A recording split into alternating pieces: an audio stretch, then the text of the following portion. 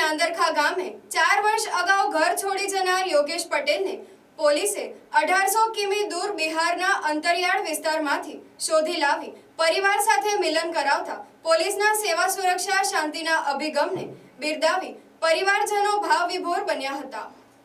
બિલીમોરા નજીક નાંદરખા ગામના ઘાંચીવાડ ફળિયામાં રહેતો અને વ્યારા દક્ષિણ ગુજરાત વીજ કંપનીમાં વિદ્યુત સહાયક તરીકે 23,000 રૂપિયાની નોકરી કરતો 34 વર્ષીય યોગેશ ઈશ્વરભાઈ પટેલને માતા પિતાની વાતનું માઠું લાગી જતા 4 વર્ષ અગાઉ 2021માં ઘર છોડીને ચાલ્યો ગયો હતો।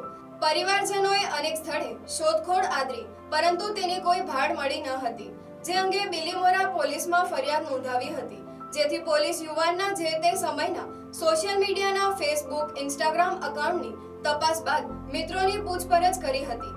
આધુનિક ટેકનોલોજીની મદદથી બિહારના વોટર લિસ્ટ, બેંક એકાઉન્ટ જેવી ઓનલાઈન તપાસ બાદ યુવાનના લોકેશનની ખાતરી કરી હતી અને બિલીમોરા પોલીસની ટીમ બિહારના ચંપારણ જિલ્લાના મોતીહારી સ્થિત અંતરિયાળ વિસ્તારમાં પહોંચી હતી, જ્યાં આ યુવાન 7,000 રૂપિયાના પગારે પોલ્ટ્રી ફાર્મમાં કામ કરતો મળી આવ્યો હતો। પોલીસ આ યુવાનને સમજાવી બિલીમોરા લઈ આવી હતી, જ્યાં પરિવારજનોએ 4 વર્ષ બાદ એકાએક યોગેશને નજર સમક્ષ જોતા ભાવુક બન્યા હતા અને ભાવવિભોર દ્રશ્યો સર્જાયા હતા।